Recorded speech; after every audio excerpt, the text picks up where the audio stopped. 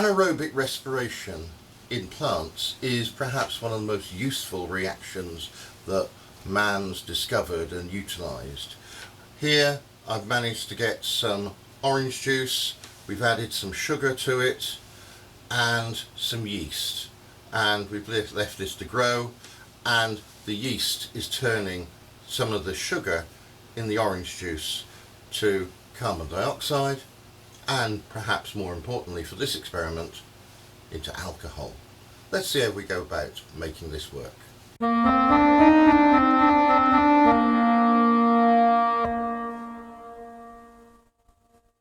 want to have a look at anaerobic respiration. Anaerobic respiration is taking something like sugar and yeast and producing carbon dioxide and alcohol. Let's see what we need to do to go about setting this up. So I've got a beaker, a conical flask in this case, and what I'm going to take is some orange juice, and we're going to pour in about 100 mils of orange juice in here.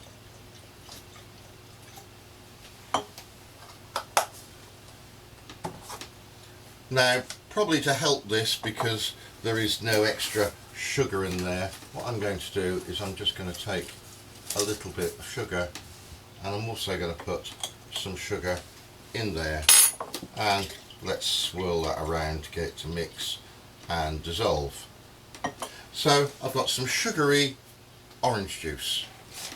Now my next job is to take some yeast,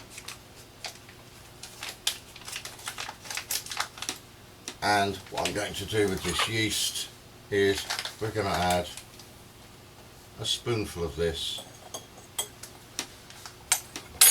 to the beaker, the conical flask.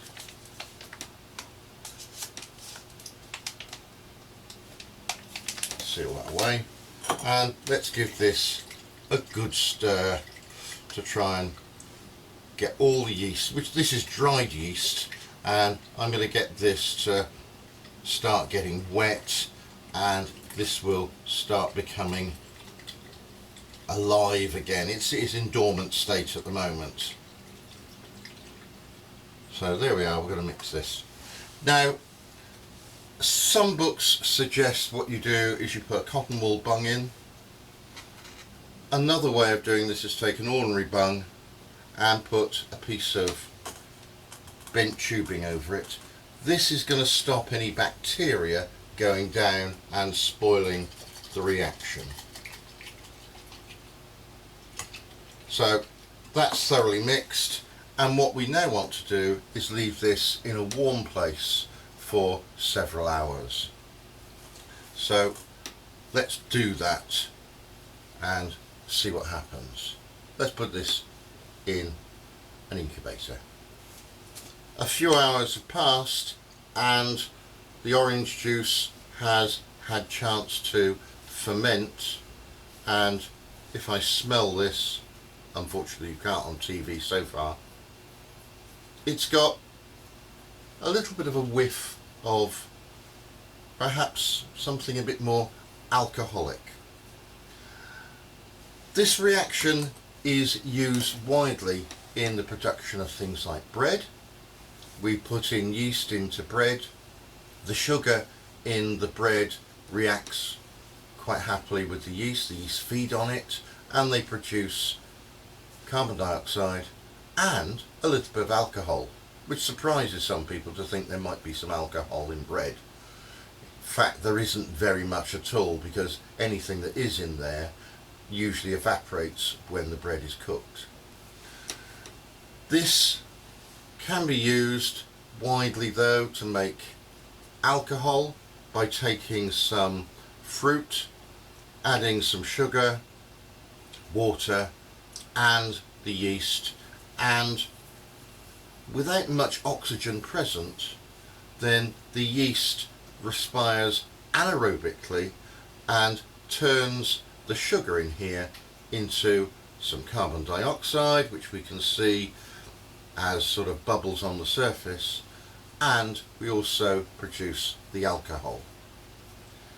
Once we've got this stage, then we can either clean this up by usually filtering and drinking it, or we could take it to another level and we could try to distill off the alcoholic part, and in doing so making a sort of a brandy type of substance.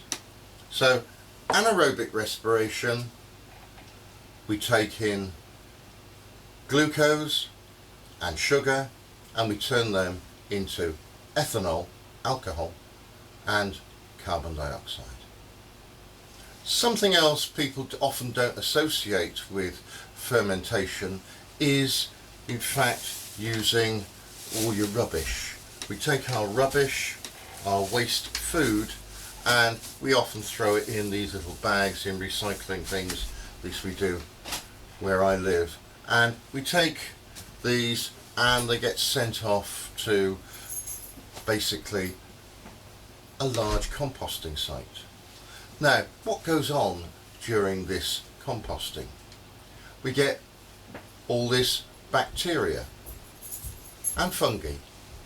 They basically get inside the food and they start respiring, and they can do ordinary respiration with oxygen, or if there isn't enough, which is often in the center of one of these composting heaps, then we start producing carbon dioxide and also the alcohol. So if we want to do composting properly, we need to aerate it, and at many of these sites, large sites, they basically turn the compost very regularly to ensure that there's a good mix of oxygen to stop this anaerobic respiration taking place.